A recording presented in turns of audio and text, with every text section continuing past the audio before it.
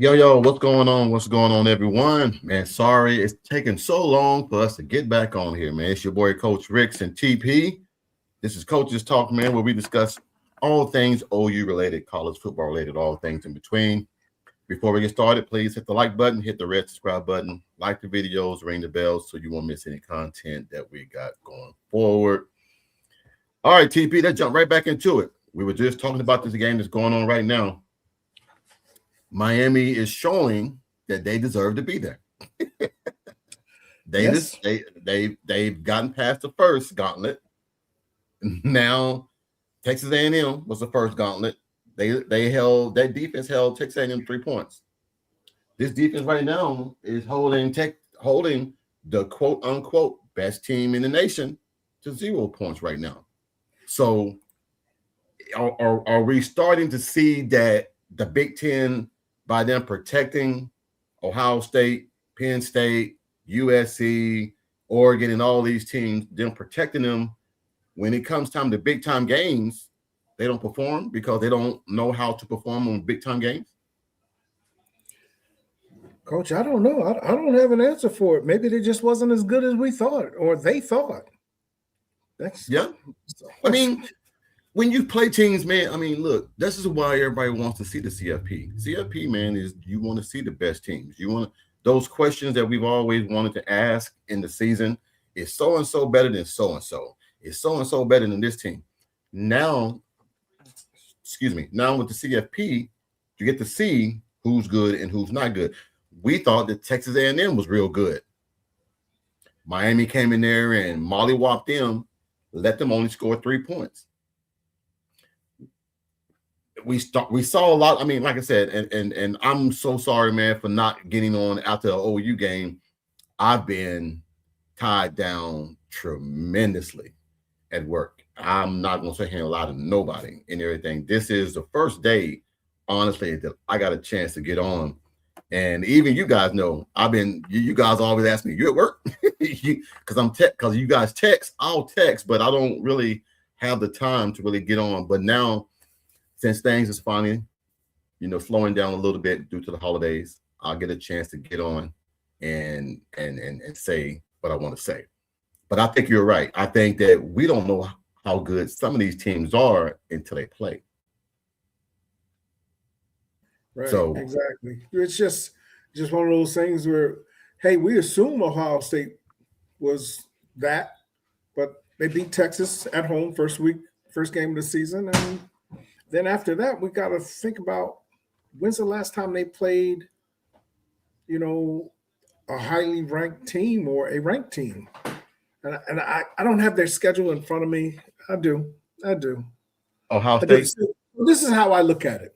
okay, If you played them September 15th and they were ranked, to me, that counts as a ranked win. yeah, To me, now if real, that team no, falls off later in the year, well, they fell off later in the year. But when you played them, they were that. Teams fall off for whatever reason. you can't take away when they do play good teams and they beat them. You can't take that away from them. Right. I mean, now if you look at the gauntlet that, let's just use OU, since we both know OU schedule.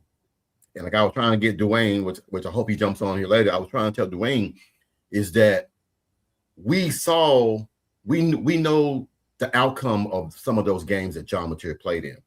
So it's kind of hard to sit here and say, well, you should have done this and you should have done that.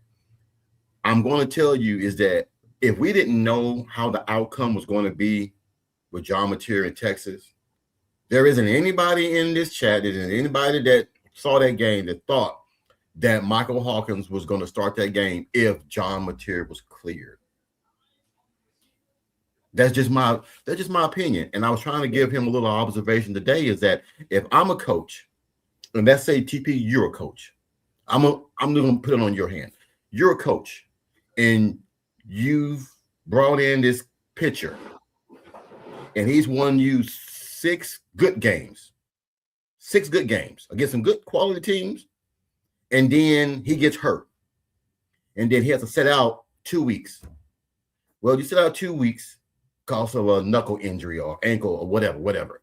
And then you play the number 1 team in the nation in 3 weeks. If your team come to you and say your pitcher is ready, are you not going to go with your ace pitcher against the number one team in the nation? Or are you still going to say, well, I don't think that you're ready, I'm going to still go with the backup? What would you do? You're going to go with your ace. That's what you would do. Because if you don't go with your ace and he's cleared by the doctors, how is that going to make him feel once he does decide to come back?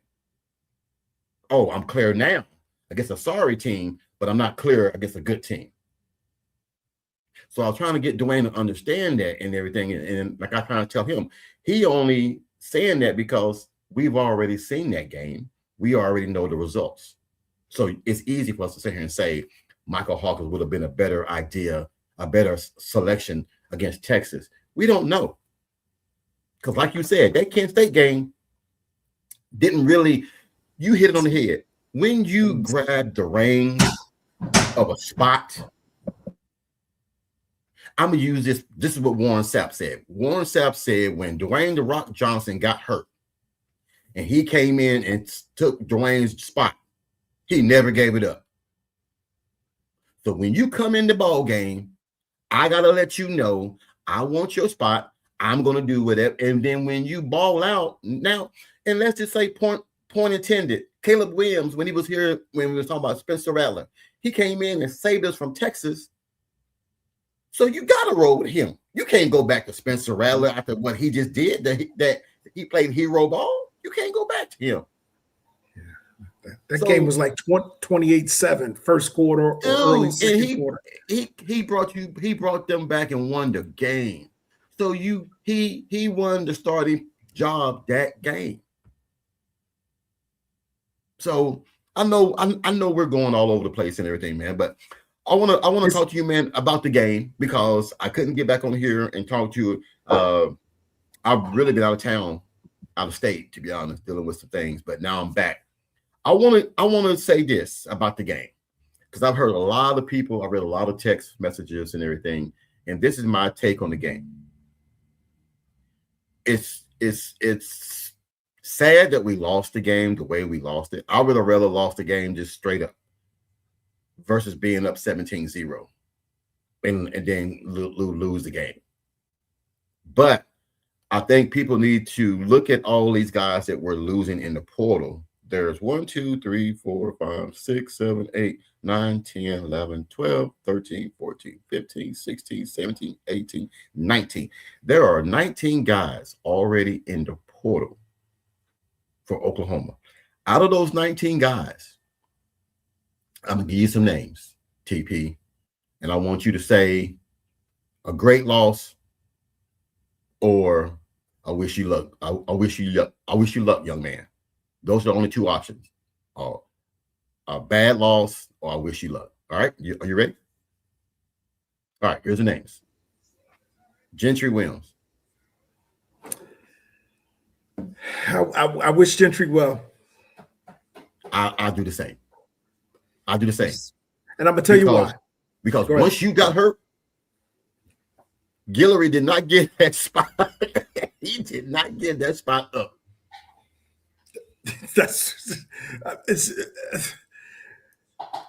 His history says it's going to be something. And I really like Gentry. I really do.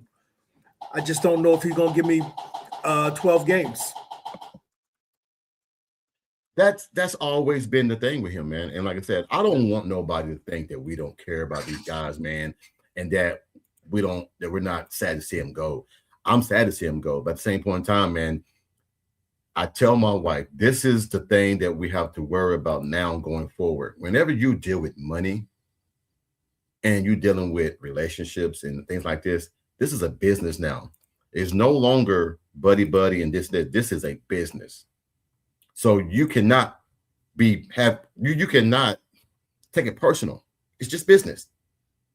And I hear a lot of my boys are like upset that we're losing some of these guys. And I'm like, okay, but let me finish the names and then you can go back. Because hold on. No, matter of fact, what was you going to say? Because I want to make sure that you don't lose what you're going to say. Well, the first thing I was going to say about the game was it's just you can't play 1.5 quarters and think the game's over. It's just plain and simple. So we didn't give anything away. They straight took it. They wanted it more, and they took it. It's plain and simple. And that's the end of my thoughts on the game. I said, bro, I'm watching guys do stuff. I always say this when I see funny stuff because I said it last year. And somebody in the chat got really upset. Or earlier this year, I said in the chat when we played them in OU last year. My man, number 4, the Bama quarterback, it didn't look right to me. Milroe. When Kip picked it off on the sideline and ran it in. He tried to trip him.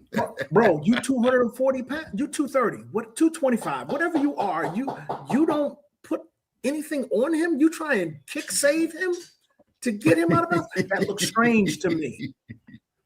Now you take that looking strange to me. Because I said more than it looked strange. I said, No. When you said it back in the day, it did look kind of suspect. Strange. It did look kind of suspect and everything. So I get it. But out of all these names, out of all these 19 guys, somebody said in the comment that the only person that they're upset about losing is Strong. Well, let me tell y'all this and everything. One thing that I do know that I can put out there, you can take it to the bank, whatever you want to do. I'm not worried about defense. There's a lot of guys that's playing right now on some of these teams. There's a lot of guys that's playing in some of these quote unquote lower level CFP bowl games, is what I want to call it. That's going to be jumping in that portal and coming to OU. And out of all these guys that we lost, I'm just going to say the names. Jacob Sexton. Can never stay healthy. Devontae Barnes. Can never stay healthy. Isaiah Autry-Dent.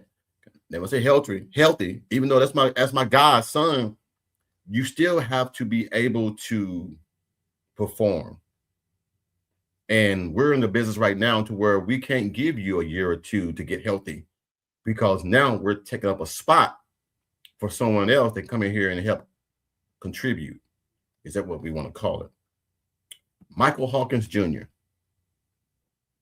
Devon Jordan, Kobe McKenzie, Caden Helms, Marcus Wimberly, Troy Everett, Luke, as that Balenko, Jaden Gibson, Kendall Dobie, Malik Hawkins, Logan Holland, Josiah Martin, KJ Daniels, Marcus Strong, Jake Taylor.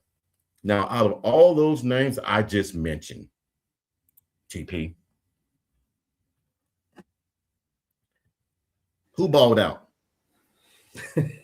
Balled out? No, I think you mentioned Day-Day. I think you mentioned Day-Day. I think he made a couple of plays in the Bama game, but ball out all season, not any of them. But I'm gonna say the quiet part out loud, and I think we discussed this before. The quiet part out loud is a lot of people are asked to get in the portal. Yeah, a lot of people and they're leaving on good terms. They're leaving on good terms. Both sides have agreed it's better. You're going to get the rest of your money, or you're going to get what you were entitled to. It's best suited that we both part ways. Right. And I believe that a lot of these guys don't have anything negative to say about the staff. They just felt like, hey, we don't want to see you leave, but at the same point in time and everything, stats, numbers, reps, and all that shit, that means something. That has to mean something. Because if you can't perform and you can't, we keep using this word, if you can't add to an equation, you're not doing them no good. And Kobe McKenzie is a great example. Owen Heineke came in, and we forgot all about Kobe. And Owen showed his ass out. He showed his ass. Yeah, he was So there. that's was what you there. mean. That's what you mean. When you get time to shine, there ain't no such thing as, well, I don't want to take my boy's spot. You know, I'm just going to come in here and sub in until you get better. No, I'm coming in, make myself comfortable, put my foot up on your couch, open your refrigerator, go in your, I'm trying to take over what you got. And that's what you got to have. And I think that's the turning curve that Oklahoma needed. We've gotten too nice. I'm all for the camaraderie. I'm all for going out with teammates and TikToks and all this. I'm all for that. But we got to get that dog back in all these guys and everything, man, to where somebody got to say, we got a 17 fucking point lead and we let me come back. No one said anything. No one got upset. No one got mad. No one, some leader on the field got to be like, okay, what are we doing? Now, maybe I'm old school. Maybe, you know, but I'm going to call timeout and say, hey, what the hell are we doing? We got too comfortable with a 17-point lead and we just gave it away on bullshit calls. I said that almost exact same thing to Bishop in a conversation. I said, I needed somebody on the offensive side, on the defensive side to grab somebody by the throat and say, hey, man, let's go. And if you don't, then you continue. You don't want it. To that part. The other guy wants it more than you want it. So if the other guy wants it more than you want it, he gonna win. Just that simple. And that's what happened. I'm watching this game here, TP, and you know what it is? It's skill. Skill is beating talent. Yeah. Pick six. Say that again. Skill, this Miami versus Ohio State game. It's skill beating talent. Skill players are beating talented players. Because when it's 4th and 2, why are you playing 10 yards off him? Right. Exactly. 4th and 2. It's 4th and 2. Why are you playing 10 yards off and then you want to come up try to lay a hit on him? He already got the first down. Maybe it's too late at that point. Maybe these schemes that everybody's running, man, is, I don't know, T, man. Like I said, maybe our old-fashioned ways of playing football, maybe it's dying out. And maybe that's why a lot of us OU fans are kind of upset. It's because we're used to the old ways, the physical, nasty, bruising defense. And now everybody is so scared of getting beat. They're so scared of getting embarrassed. I've been dunked on before. I've done this, but I've dunked on people. I've done some things to people. I've had my oohs and my ahs, but I've also gotten got. You can't be scared of getting got. You just got to make sure you don't get got too many times. You got to make sure, but it just hurts my heart, man, that I'm tired of us coming up short when we have everything there for us. That's what bothers me. Yes, sir. To that point. Yes. Truth be told, we need some more athletes. We need some more athletes that, I think you said dogs. Yeah, that type of player that's going, hey, like Bosworth. You know how Bosworth would rip somebody's head off and all of that? We need that type of adrenaline. Yeah. That type I'm of going to give you a prime example of the players that we need. Okay. I'm going to say one name. One name. If we had 11 of these, if we had 11 of Owen Heineke, you'd be tough. Walk on that said, I want to be here. It's not about the money. He said the money is a plus, but I wanted to be here because my uncle played here. It means more to me to be here. Okay. And David, thank you for saying it. There are too many finesse players nowadays. I've seen too many of, oh, he gone. Oh, he gone. He gone. Touchdown. Oh, that was earlier. Man, Miami get ready. Man, look, if Miami score right here, it's a wrap. It's a wrap. Because I don't think that Ohio State has the offense to play catch up. I was never intimidated or I never thought much of the Ohio State quarterback. Well, he's an unknown. By the way, yes, while I got this pulled up. Yes, sir. We're going to go real quick. First game of the season, Ohio State played the number 1 team and won at home. Then it took to October 11th for them to play the number 17th team, Illinois.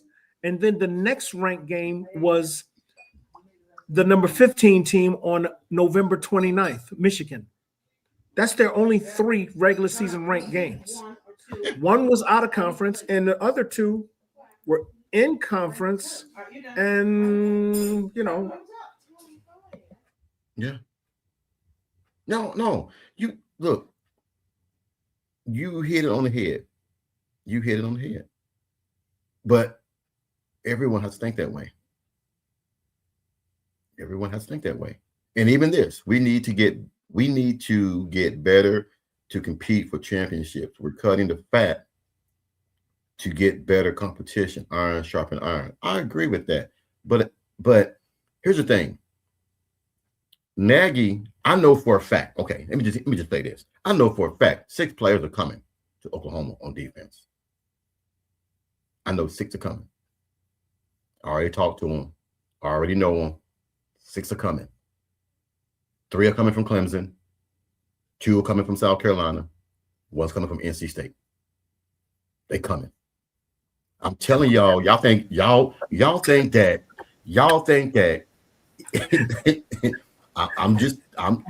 I spoke to him. You ain't supposed to let the cat out the bag like that. Man, oh well, I didn't give you no names. I just said where they coming from. True. But I'm just saying, a lot of these guys, Wes Goodwin is. I'll get the names later. I'll get it to you. I'm gonna say it January 2nd when these things start happening. I want us to come back on here. I want us to come back on here and talk about all what we lost versus all what we gained. That's why I said the quiet part out loud is the fact that some people say, "Hey, man, it's time for you to go find some other stuff because we got a different bite coming in.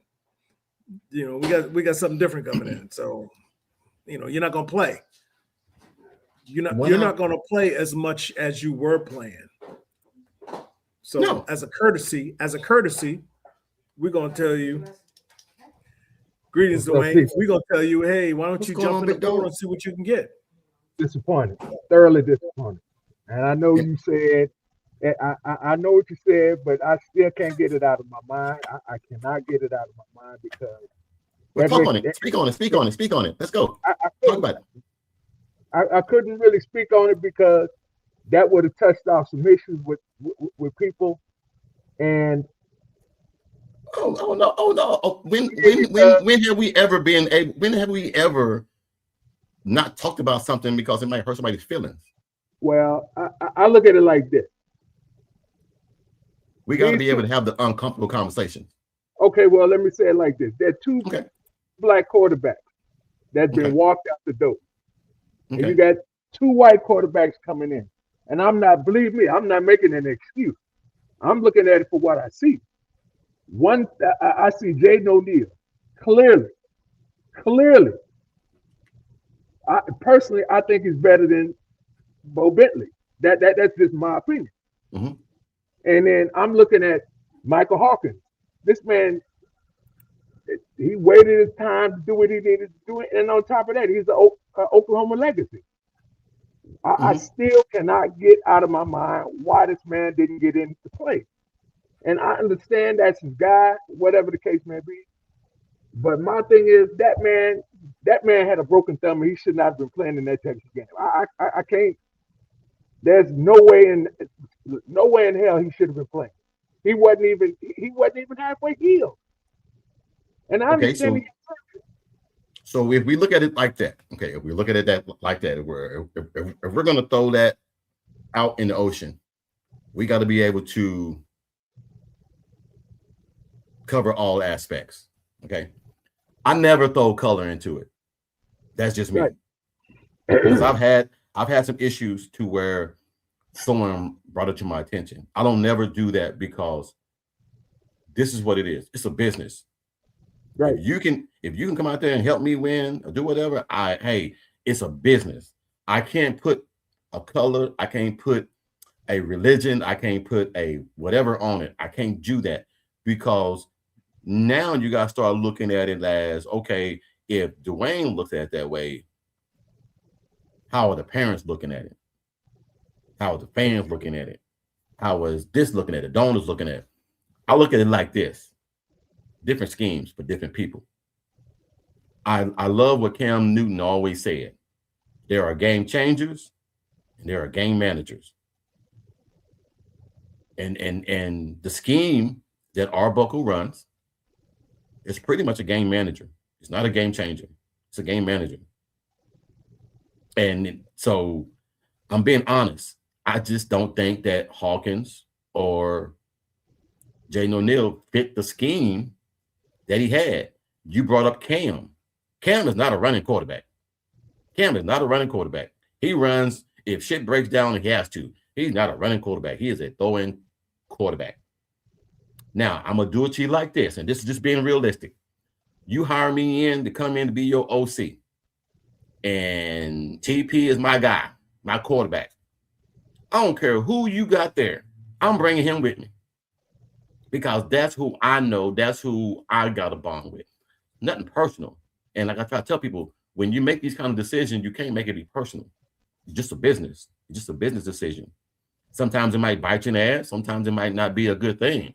But we all know that Hawkins is a better athlete than Mateer. But athlete can't be a quarterback. You got to be the complete package.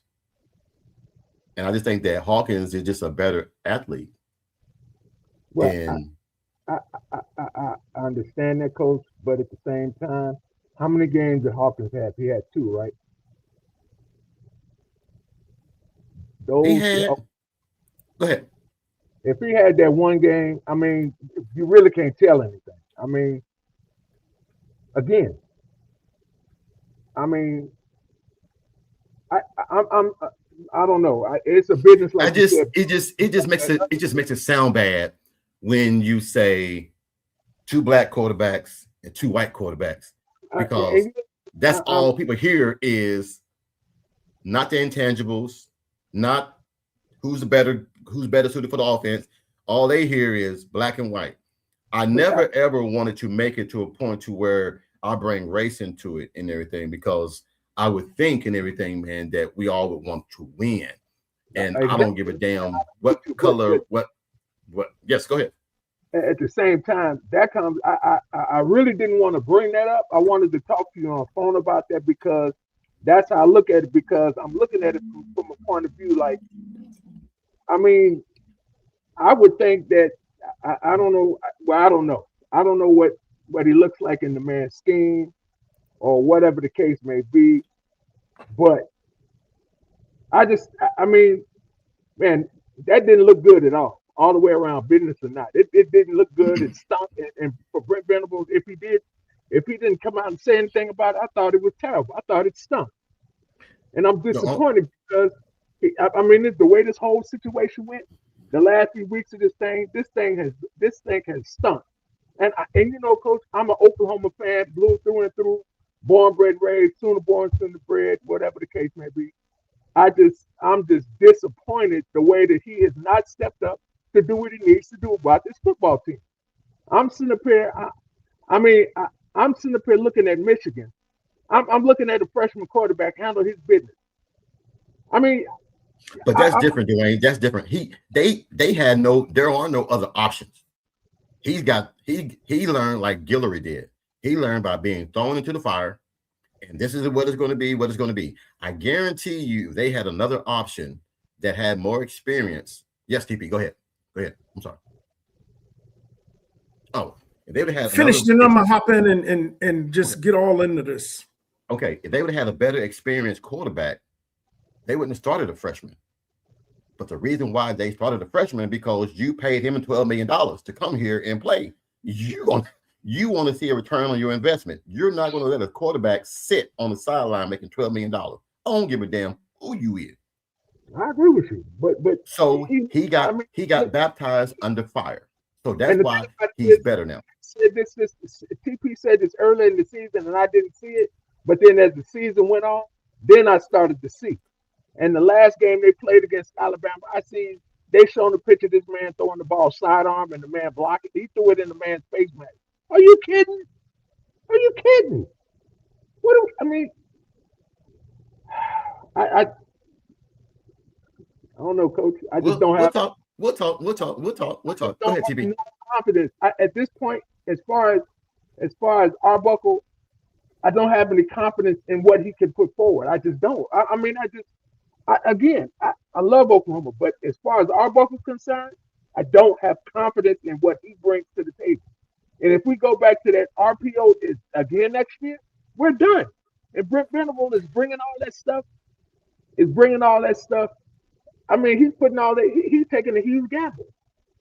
I mean, whatever he brought from the Pac-12 is not working, and it's cost us. Okay, TP. Okay, I got a lot to cover. Hey, first off, we got time. Excuse me. We got time. Since it was mentioned, I have to talk on it. The race thing was mentioned. So history, I know, Coach, you don't like to talk about it, but history requires me to talk about it. Plain and simple. Just the history that we know of requires me to speak on it. So let's start with Hawkins at Kent State. Hawkins versus Kent State. Kent State's the worst team. At that point, they were considered like the worst team in the nation in our level of football. Yeah. And to me, I don't think he played well enough to say, this is my spot. Not against Kent State. Now, I know we won by X amount of touchdowns, and I know there were drives, but I'm just saying, if you dig deep in on watching him throw it,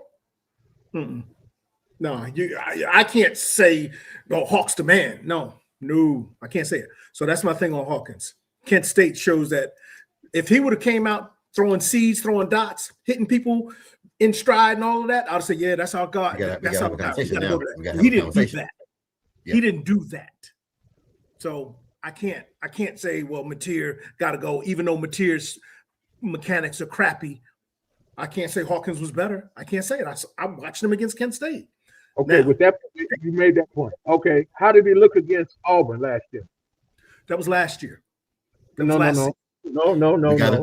Dwayne, we gotta switch. I mean, because this is where we get into that. We get into that. I'm making the point because he looked good against Auburn, even though it was last year. But we had no other option other than Jackson Arnold. Jackson Arnold. Look at it from this point. Okay, I understand what you're saying. Auburn was last year, and I understand that. From Auburn to the point of this year, when did Michael Hawkins ever get a chance? He didn't. Once Jackson Arnold came back in, he was in there until whatever the case may be. And then Mateer came in, and then Mateer got anointed. Anointed. They gave him the keys to the kingdom. Go ahead. Go back and watch the Kent State game, dog. You gotta watch the Kent State game.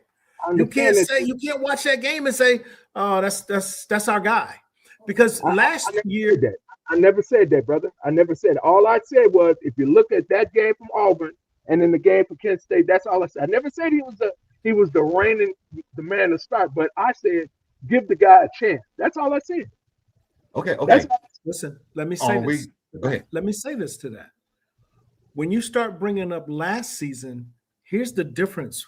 Why I can only look at last season for, yes, I was at that Auburn game. Yes, I went crazy in that end zone when he helicoptered in the end zone, because that's the type of heart that I want. Now, having said that, last season and how he looked last season means nothing in this new offense. We got a new offense. We got a new offensive He won coordinator. that game with just will. It wasn't no scheme. It wasn't no nothing. He just won it with will. 100%. 100%. And I loved it. And he came out and played against Tennessee with will like that, which got him to start.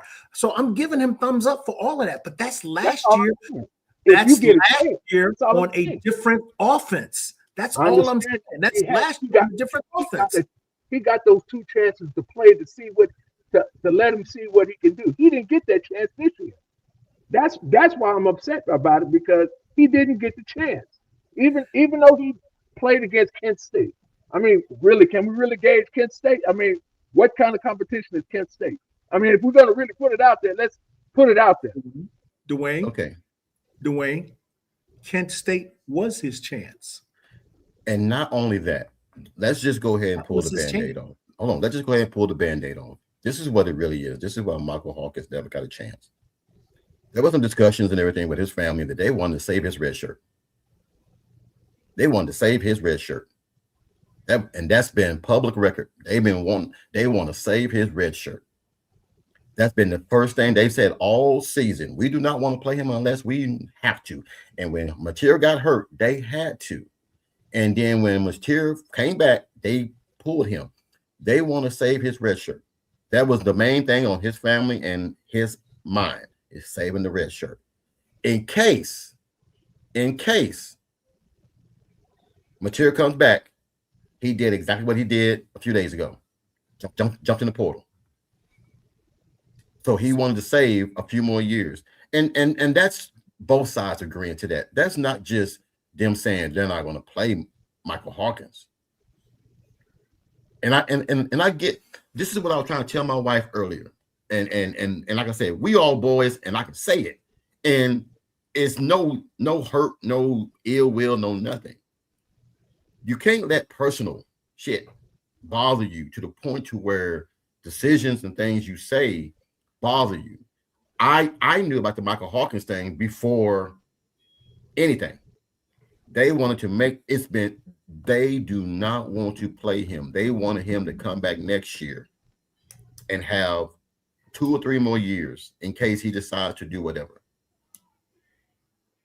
Now, unfortunately, he didn't. If he would have balled out last year, if we're going to use last year, if he would have balled out last year and not stunk it up against South Carolina, not stunk it up against some other teams, if he would have came in there and seized that opportunity, we wouldn't be talking about Mateer. We're talking about Michael Hawkins. Last year is so hard. I know, but I just want to, I mean, like I said, it's a touchy thing, man, because I feel both sides, but at the same point in time, it's just that I just felt like Michael Hawkins was a bad fit for the scheme. That's just my opinion. You got background noise, Dwayne. I'm sorry. Dwayne, you got background noise. I got you. So this is what I wanted to say, because I looked at, let me say this. I look at a young man going from California and moving 5 minutes, 10 minutes, 15 minutes away from the University of Oklahoma and telling the story that I ain't heard from anybody on the staff. So now I'm looking at Arbuckle Strange because he wanted the other guy. Yeah. I'm looking at him strange. Bentley. Yeah, I'm looking at him strange. Now, I look at this Hawkins thing, and I'm looking at him strange, but I'm giving him some slack because he got his guy that knows the offense. So this guy gotta be better than Hawkins. The guy's mechanics are flawed, 100%. Now, to move in, when I look at him, Arbuckle, and I say, is this a race thing? The first thing I said to myself was, well, wait a minute. He had Cam Ward at Washington State. And he had Cam Ward playing for him at Washington State. And then Cam Ward went to something better at the University of Miami. So now I kind of pull back on that and say, wait a minute, he had Cam Ward, so he just want his guy. So I gave him that. He wants his guy. That's based off of the fact that he had Cam Ward in his offense. So I checked that off. I check off Kent State. Here's your chance, son. Let it go. Hit people on the numbers, everything. But the boy almost got somebody killed in the north end zone with a throw. Got the boy head first into the brick wall. Now we got padding on the brick walls because a guy throws a ball that almost gets a boy killed. So back to the race thing, because I feel it's necessary to talk about, because simply Barry Switzer in the 70s brought race into the equation. When Barry Switzer says, you catch any YouTube video on him saying, he said, I knew I had to get the black athlete to run this wishbone. He said Texas was running it because we got it from Texas, but Texas was running it with a white quarterback. He said he was going to get some speed on the field and run it. And you know what happened. The history is there. The yards rushing and all of that. It's all there. So yes, it's a part of the equation. I can't overlook it. Barry Switzer said it. The King said it. That's what we call him, right? We call him the King, right? Yeah. He said that about running the wishbone with the black athlete. So race is a part of it. Cannot deny it. It is a part of it. Now, the last thing I'm going to say, Mateer, with his sidearm, it appeared to me in the Kent State game that Hawkins caught that same bug and was throwing the sidearm. So I can't say, well, because Mateer throws the sidearm, we need to go look at that Kent State game. Anybody that's hollering about Hawkins, I beg you to look at the Kent State game. Watch him throw his sidearm. And just watch how poorly he played. There's no way I'm taking Mateer off the field for this kid against Kent State, one of the worst teams, and he's throwing passes the way he threw passes. I saw some jump balls in no. Hold on, Dwayne. Sure, let's go. Because he's faster than Mateer. Go ahead, Dwayne. No, I agree with you. I understand what you're saying, but on that one, I still have to disagree with you with that. As far as Michael Hawk is concerned, I understand. I'm taking the feelings out of it. It may not seem like it, but it is, because of the same fact is, because if that's the case, if that man has his system, okay, you got that 100%. But it shouldn't have been. He shouldn't have been anointed the number one man from the jump when he got that money. It should have been an open competition, regardless of whoever was in there. And now we're stuck picking up the pieces because this guy, for whatever reason, he didn't deliver as billed. And then now all of a sudden, to me, I mean, from what I'm looking at, it's making it look like this man is a scapegoat, walking out the door. I mean, I'm looking at it from a point of view as, if you're saying it's a business, okay, I got that. But then if I'm starting to see, okay, I'm not going to get in because that's your guy. Okay, well then from the jump street, when you sign this guy, you should have told me, well, we're not going to be needing you anymore. We're just going to let you advise you to go ahead and walk out the door. That's how I'm looking at it. I'm looking at it from a view of, okay, if I know I'm not going to have a shot, why am I going to waste my time to be here? That's how I look at it. I can't see it any other way. And that's why they didn't play him. So they allowed him to go and play somewhere else and have 3 more years versus playing him and not really giving him a chance. And then you took, and now we would be on the other side talking about how selfish are we? We knew he had no shot. Now we just took a year from you because we wanted to. At some point you got to care about the kid and say, I want to do what's best for you. It might not be here, but at least I'm going to save your red shirt to where you can go somewhere else and shine and do whatever. That's how. Go ahead. Hold on, Dwayne. You got back noise, so I'm muting you so we can't hear the back noise. So I'm gonna bring you back on. Hold on. I'm sorry. But you good? Yeah, that's better. All right, now go ahead. I was saying, if that's the case, then he should have never played Kent State. He should have transferred in out earlier before he even got into the game because, like I said, he already had his guy picked. I mean, hey, this is my thought, Jonas. This is exactly what I said to somebody earlier. We went from 6-7 last year to 10-3, and we're acting like it's crazy. And I'm the biggest person to be like, I wish we could have went 11-2, but 10-3 from what, and when we were predicted to win 5 games this year with the hardest schedule, the second hardest schedule in the SEC, we went 10-2. Next year, I only see us having one really hard game. That's Georgia. I only see us having one really hard game. Now, Texas is a flip, because that's every year. But I'm so next year, I just wish that I could say what I know so we could move on from this.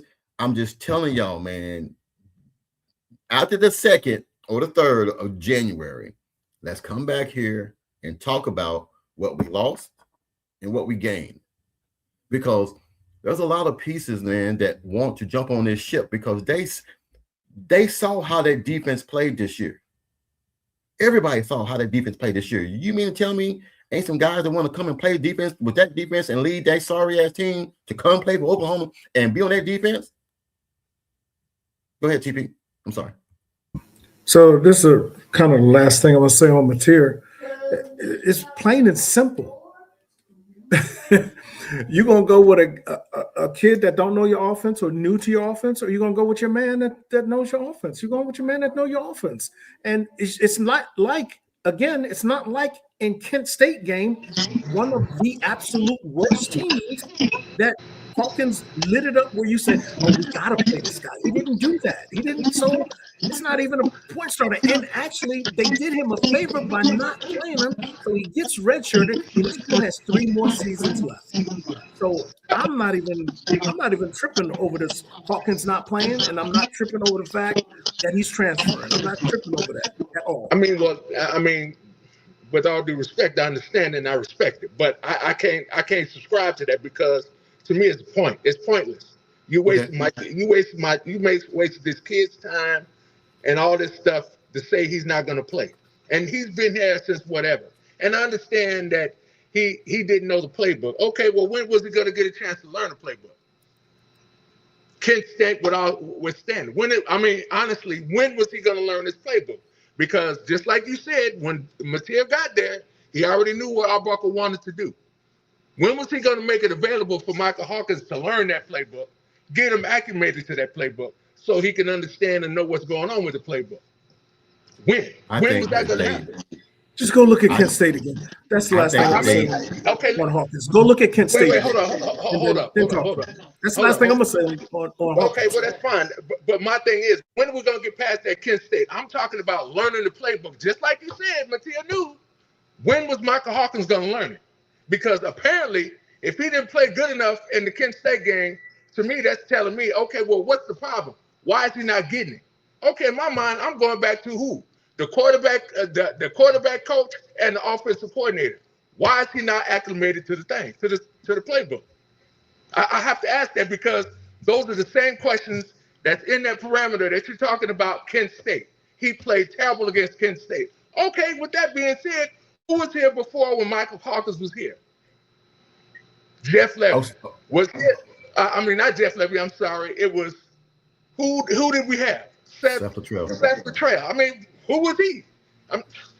The only game that we really had last year or whatever was when Kevin Johns got us that victory to beat Alabama. He was the better quarterback offensive coordinator that we had in that long stretch. Again, but again, when was Michael Hawkins going to learn a new system when Arbuckle got here? That's all I'm saying, and I'm done with it. That's it. And the answer is in practice. That we don't see, because we don't see the practice. We didn't see spring practice. We didn't see fall camp. We don't see, and we didn't see week to week daily practice during the season. We didn't see any of that. So that's when he was. And my statement simply was that we know Mateer knows the playbook better than Hawkins because Mateer was in the system for 2 years before he came to Oklahoma. So we know that. Here's another thing too, and I want people to get this because this has been one of the main things that not just this podcast but other podcasts have said. You're taking a OC and a quarterback that's played in a conference that plays no defense whatsoever. It's just go out there and score as many points as you want to score, and that's what we saw when we got Mateer and we got Arbuckle. Oh man, but this is my rebuttal to that. You're playing in the first year of a conference that is arguably the best conference, hands down, defense-wise, day in, day out, 7, 8, 9, 10 games a year. You're going to get better next year because there is tape on everything that you've seen. Now, this is the only thing that I'm going to say, and we're going to move on to some of these guys in the portal. I've had 2 quarterbacks that had a quarterback, and it was competition. Quarterback competition. Evan and D. Evan, tall, lanky, athletic, everything, fast. D was shortest quarterback in the conference, but he was the smartest. So I had to pick and choose when I call plays. I got to put this quarterback in. I got to put that quarterback in. And then sooner or later, teams start catching up on it. So you got to go with the one that knows the system better, which was the short quarterback. And I got my ass ripped. While you don't have Evan in, he can score whenever he wants to. Well, Evan can only run when shit breaks down. D can pick a defense apart. So D, I just think that Arbuckle is going to go with Mateer because Mateer knew the playbook. And Michael was learning it, but I don't think he was learning it at a higher race. He wasn't learning it at a quicker pace than what he thought he should. Now, Cam Ward is the prime example. Cam learned it and progressed at it and then went on somewhere else and shined even better. Who's to say Michael Hawkins won't take what he learned at Oklahoma, go somewhere else and ball the hell out? Then we're going to be saying, well, why couldn't he do this at Oklahoma? Because the system fits him better where he's at. Pretty much. And let's just say what it is. If I got my guy, I'm going to ride with my guy, regardless of whatever you do. Whatever you do, it don't matter. I'm going to ride with my guy because I feel like he gives us the best chance to win. Now, if that come back to bite me in the ass, that's something that I got to live with. And me as a coach, I got to live with. I put the player out there that I thought they could win us ball games, but it backfired on me. I got to eat that pill. But coach, if you go 10-2 in the season with your guy, I don't know what anybody really can say considering. Here's the learning curve. Here's the learning curve, TP. It has to be 10-2 every year now. It has to be it has to be 10-2 because or now, better or better. Because we saw what a 10 turnover quarterback got us 10-2. What does a 5 turnover quarterback get us? 12-1, 13-1, 13-2. So we are moving in the right direction. Now, don't get me wrong. Now, I'm going to stand on this all 10 toes down. I think that going forward, Mateer is going to progress next year because now you know what to expect. You had no idea that the defense was this damn good in the SEC. You had no idea what you're walking into. You can be a baller all you want to, but like Mike Tyson said, you can talk all that shit all you want to till you get punched in the mouth. Then you wake up. Yes, T. And the funny thing is, I'm here sounding like I'm defending Mateer, like I like Mateer, because I am on the record for saying his mechanics are awful and this and that. I'm on the record of already saying all of that. But when we talking this Mateer versus Hawkins debate, I gotta roll with Mateer. Now, if you ask me, do I want Mateer to come back next year? I'd say no. I'd say I want somebody else. I'd say I want Mateer to go to the NFL and us get somebody else in the portal. But if he comes back, then I'm pretty much expecting him to be the starter. He gonna come back, and they're gonna have to go. They're gonna go get another quarterback out of the portal. I already know they're gonna have to, because Bo Bentley is not gonna be ready. Bo Bentley's not gonna be ready. What's up? What's up, D? That's the same thing. That's the same thing I was talking about. I mean, that's the same thing. Again, this, I ain't gonna talk about it no more, because I mean, it doesn't make any sense. Bo Bentley's not ready, but then Mateer is still there, and we're gonna bring in. At this point. So why would you? Okay. Pretty much. Hold on. So pretty much, you want Mateer to go to NFL, Hawkins to stay here. It's pretty much what you want. What I'm saying is, Hawkins should have had an opportunity to compete for the job. Opportunity come a dime a dozen. Okay, well, I mean, he just didn't get it. I'll say he didn't get a fair shake for the job. I mean, because we don't know that. We only see on the outside and hear things, but I'm being honest, Chief. I'm being honest, Dwayne. We don't know what's happening in practices. I've seen guys that part. I've seen guys that are great practice players, but when the light come on, they ain't shit. Or I seen guys that ball the hell out in the ball game, and in practice they shit. So you really don't know what you get. And I'm being, and this is just being honest as I can be. I just feel like he wasn't learning fast enough, and that happens in life. Shit. Okay. I didn't learn the playbook when I was a sophomore, and I got overstepped, and I was a better quarterback. But I had to dig down and say, this is what I want, and then I went and won it. But I had to get my ass on that playbook every day. That's point. On me. That's, and I agree with you. I totally agree with everything you said, but he didn't get a chance to do that. And I understand you said, again, I don't know, but all I'm saying is, did he get a fair shake? Because from what from all what the reports say, even in practice, as you're talking about, Mateer was automatic quarterback number one. If you say they had all this stuff going on in practice, when was this going to go out? We automatically knew he was going to be quarterback number one. Dwayne, as serious as heart attacks, death, and taxes. If I hire you as the OC and you got a quarterback that's in the portal, that when you left, he left, it's a given. If you come here and he come here, he's starting. I don't care. My point exactly. But that's just the way it works. It ain't got nothing to do with they didn't give him a chance. He knows the offense better than anybody. It's an extra coach on the field. I understand, Coach, and I agree. I totally agree with you. I'm not disputing that. But at the same time, this man was automatically number one. And I understand that when his guy came in there, this was his guy.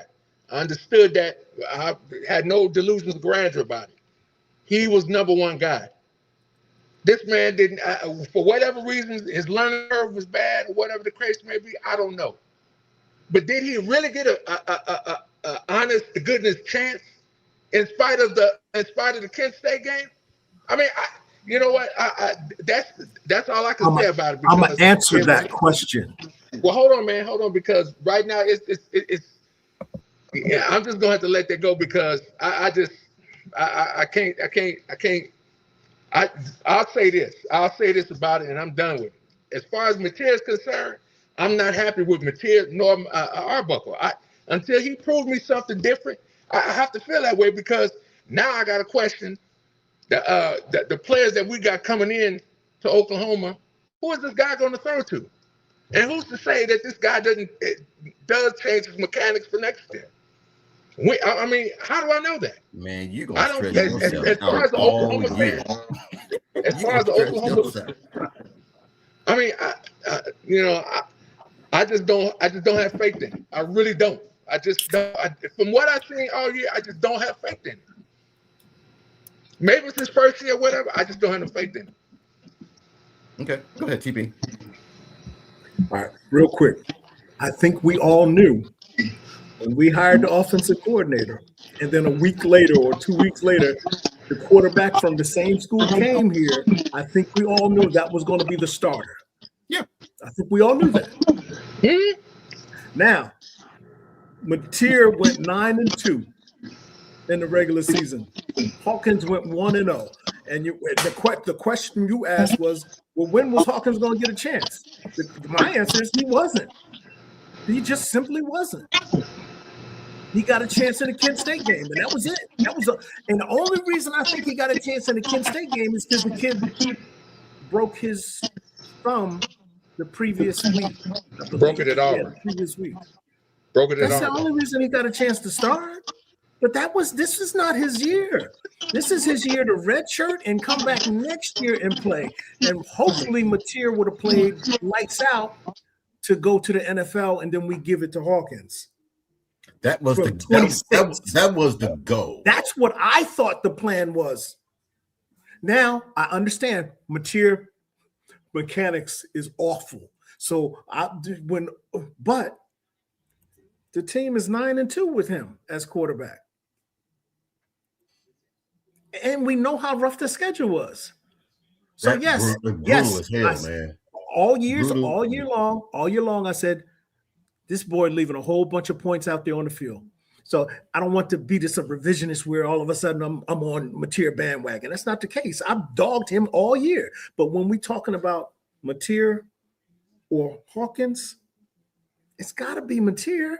It's got to be. It's got to be. Money-wise, it's got to be, because he's getting way more money than Hawkins, and we're expecting something out of him. Familiarity. That's the word I'm looking for, because he got the offensive coordinator, he got the playbook, and this is his system that he bring in.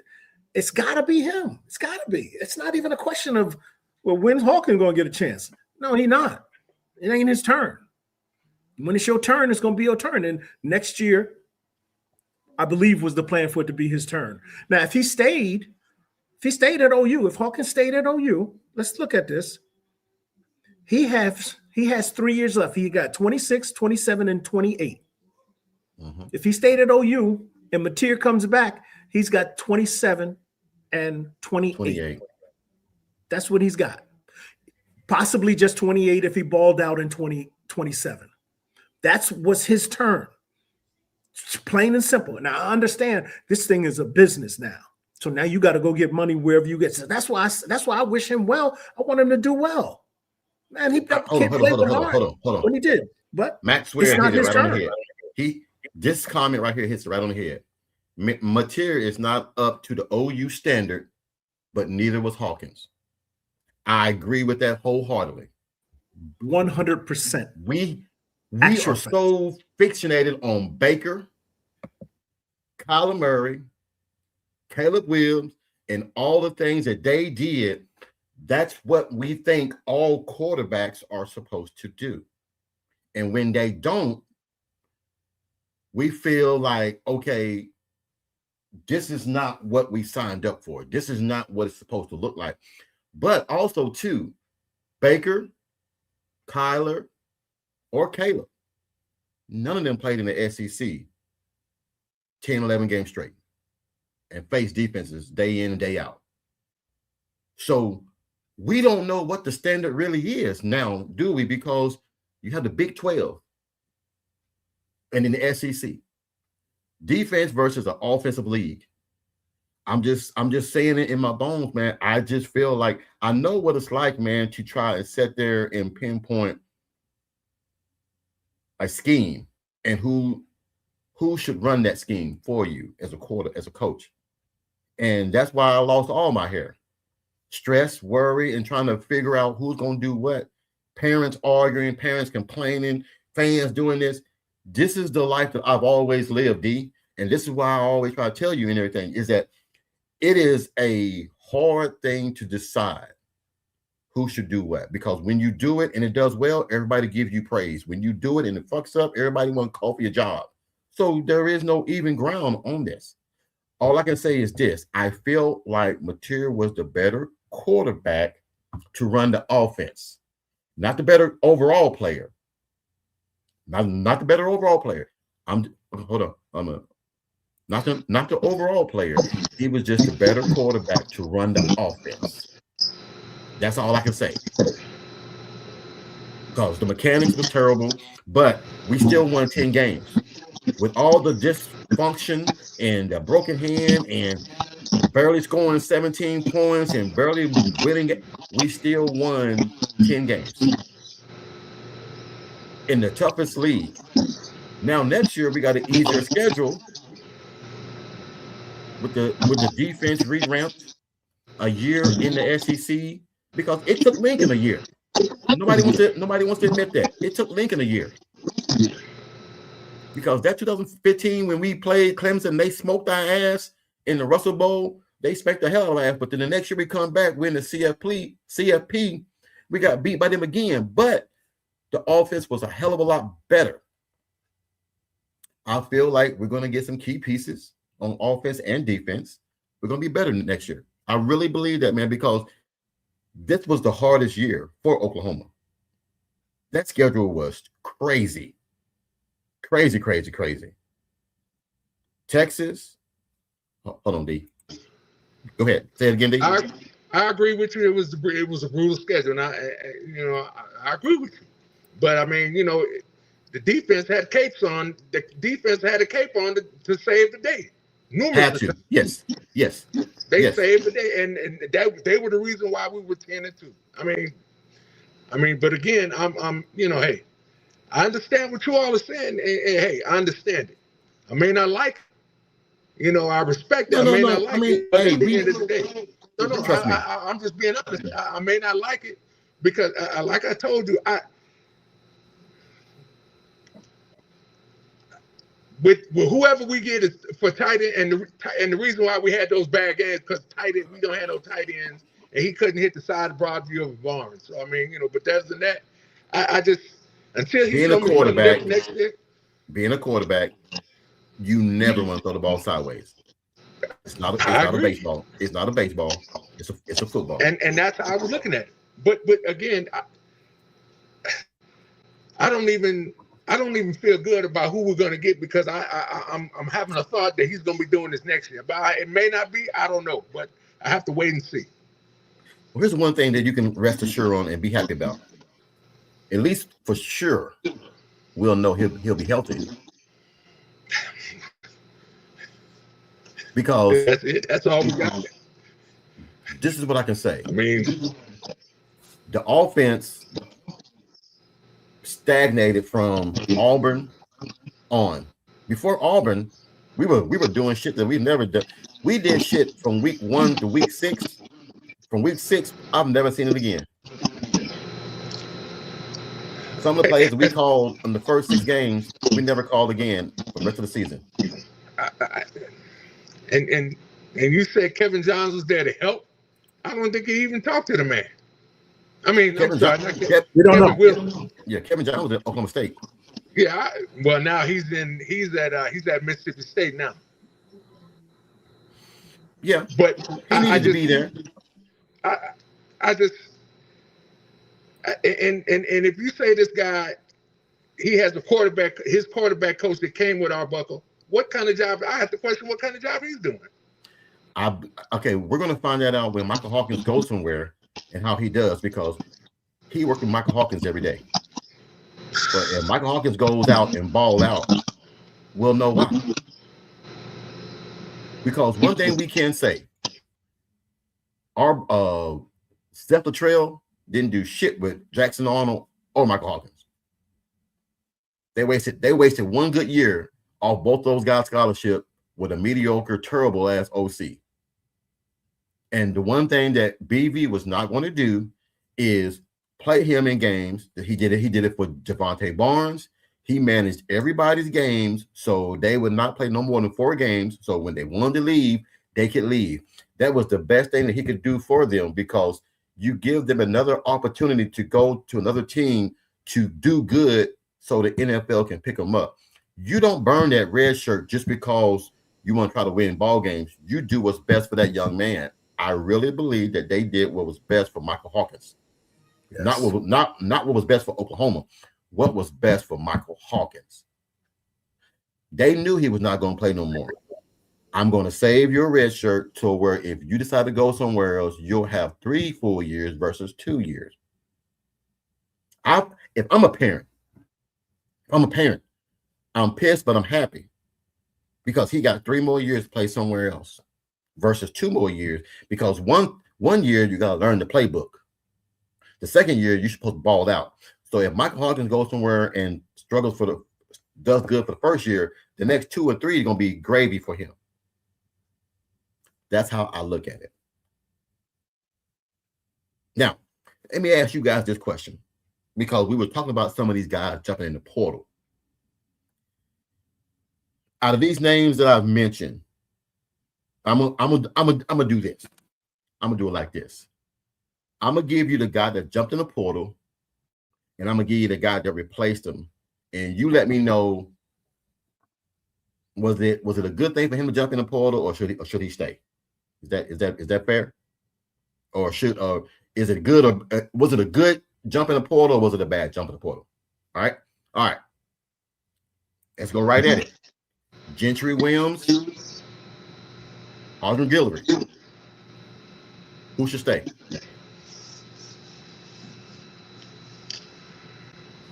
Guillory. Without a shadow of a doubt, Guillory. Dwayne? Wait. Am I missing up? Guillory's leaving? No. Gentry Williams is leaving in the portal. And I'm giving you the person who's leaving, or pretty much I'm giving the person who's leaving and the person that took his spot. Oh, okay. I see what you're saying. And you guys let me know, was it a good thing for him jumping the portal or not? All right. Devontae Barnes, X-Rod. X-Rod, hands down. Yeah, That's a no-brainer. X-Rod. X-Rod ain't gonna run into the Packers offensive line. All right. He ain't go down after 2 yards. Okay. Kobe McKenzie, Owen Heineke. Man. Here's the thing. Okay. With Owen Heineke, he might not be back. They're gonna give it to him, I guarantee you. Well, I'm hoping they give it to him. I'm hoping Now, they give it to him. if you're saying he coming back, then I'm gonna take Owen Heineke, because he filled every gap just about every time. Just about every time. Yeah. He made what you plays. think? Heineke. Okay. Now here's the tough one. It's there is no replacement for him, but I think losing Kendall Dobie wasn't a bad thing, because we got young depth in the secondary that's still here.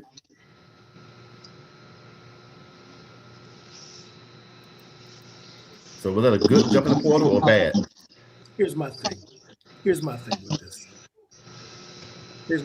And that goes for anybody. You want to go? You want to go? The only person that I'm heard of leaving in the last 4, 5, 6 years was Caleb Williams. That's it. Other than that, anybody else you want to go? You want to stay? Stay.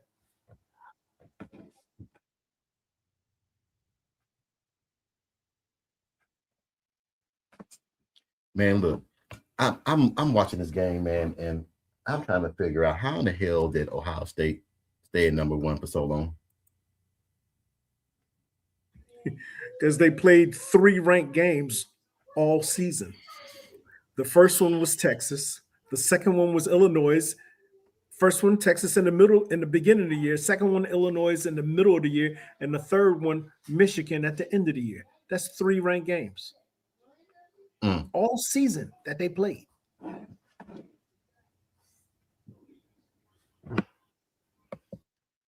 Here's another. I'm sorry, D. Hold on, D. I'm sorry. Go ahead. My bad. Do you realize Michigan had a chance to close that game out against Texas? I mean, They literally had a chance to close that game out. penalties, stupid mistakes, and then of course that one call that they didn't call with the clock ran out. They just that's crazy. I mean, but I didn't see like that. you said, and I didn't appreciate that slight against my Cowboys coach. You're gonna leave them alone. Watch your mouth. Underwood threw 3 picks. Underwood threw 3 picks. I believe 3. And No, I knew he threw 3. I think I seen him throw 1. I'm a Baltimore Ravens fan, man. I'm sorry. So I had to take a shot at the Cowboys. But I respect it. But here's the thing, man. We're losing some guys. We're losing depth, but we're not losing the talent that helped us win a lot of these ball games. If that makes sense. We're losing depth, but I'm telling you guys, we're going to get a lot more key guys, and I really believe that. Excuse me. Well, I believe Nagy is really going to go out there and start getting some of these guys that are diamond in the rough. When he went and found Owen Heineke, that shocked me because I was like, damn, a walk-on? But that walk-on came out there and showed his ass. Came out there and showed his butt. So I don't know, man. Like I said, I'm a homer. I'm always gonna be a homer. I just didn't like the way we finished. Now, one thing I am happy about, the offense did look better against Alabama. It's just that they started blitzing and Arbuckle didn't counter to quick hits. He still want to try to run 13, 14-yard post corners, and you didn't have the time. I have an Alabama fan tell me that was the only way that we was going to beat you guys. We had to blitz you guys because y'all was killing us when we didn't blitz. I think that's the counter next year, is that Oklahoma can play against anybody. We saw that against this schedule. This schedule right here, you only didn't play Georgia. I think Georgia was the only X factor that we didn't play. That was like a great team in the SEC. We played everybody else that was pretty tough in the SEC. I think Oklahoma is going to be a team to reckon with for the next few years in the SEC because we're only going to be getting better and better every single year. You're not going to digress and go backwards. Not with this staff, not with these guys that's coming in. So I really believe that we're going to be a lot better next year. Now, if we aren't, I'll be the first one on the bandwagon calling for somebody's job because that's 2 years in a row of mediocre offensive calling. And Jones, you said with a top 20 offense, we would be unstoppable. Damn that, top 30. Shit, top 40. I just want an offensive coordinator that can mix it up.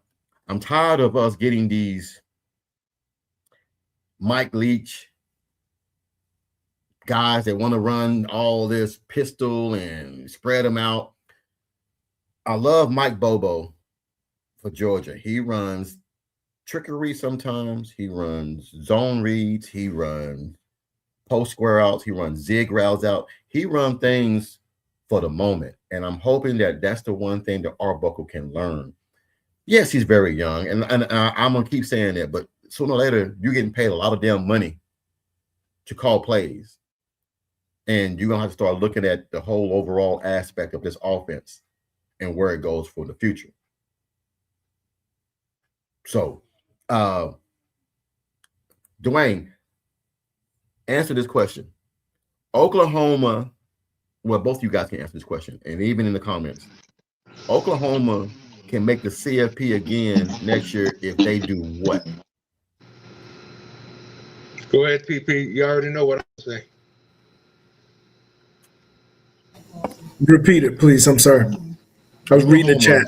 Better Oklahoma. Coordinator and better quarterback play. Okay. Oklahoma will be in the CFP next year if they do what? If we do what, 100%, the offense has got to be better. If the offense is better, then a lot of our issues will be solved. So, again, you're always improving. If you're not improving, you're regressing. One or the other. So you're always trying to improve.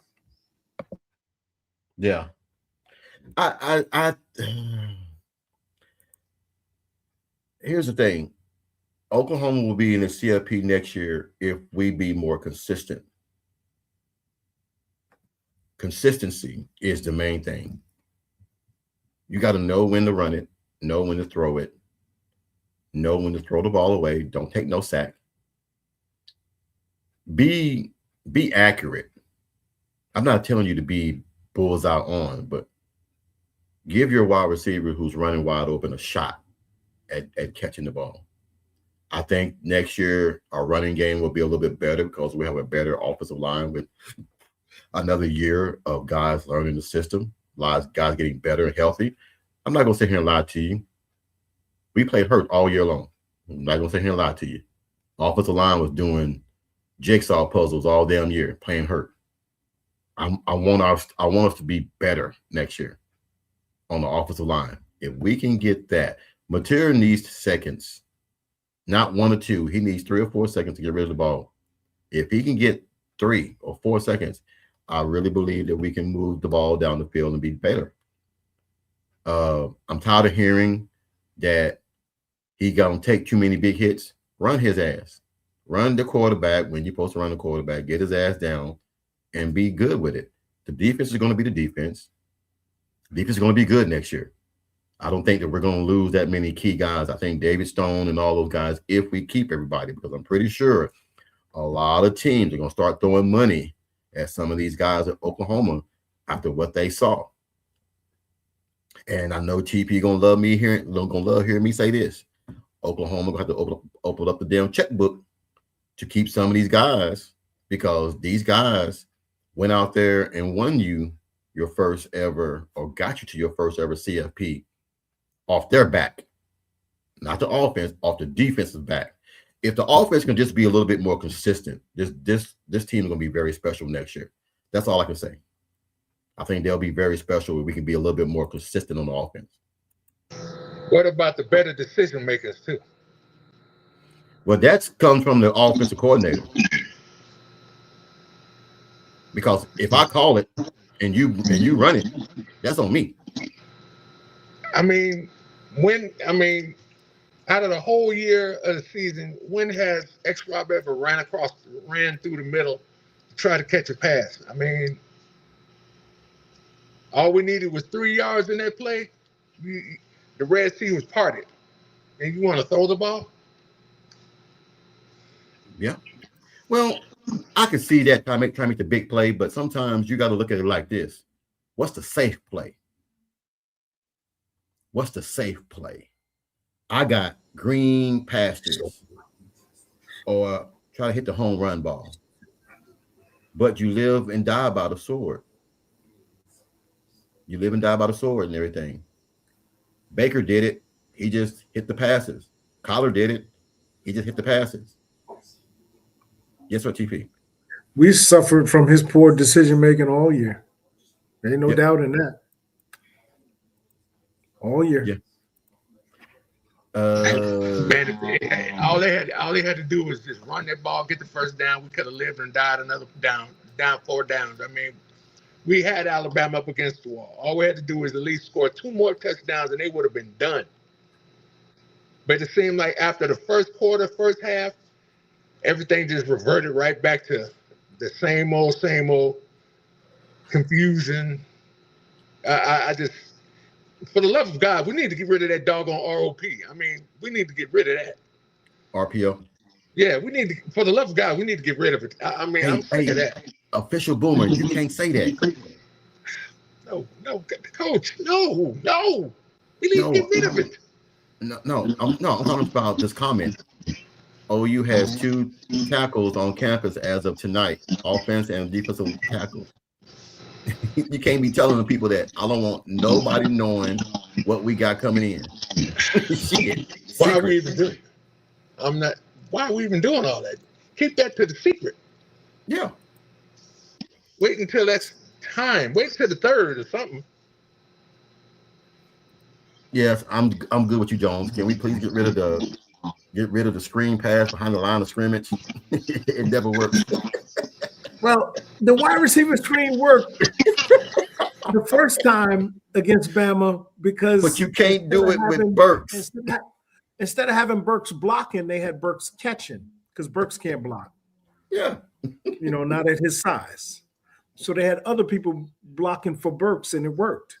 Then they came back to it later on in the game, and Bama called it out before the thing was snapped. And my man didn't have a option off of that screenplay. If you go back and watch it again, you'll hear if you're watching the TV play, you'll hear the Bama defense yelling out, screen.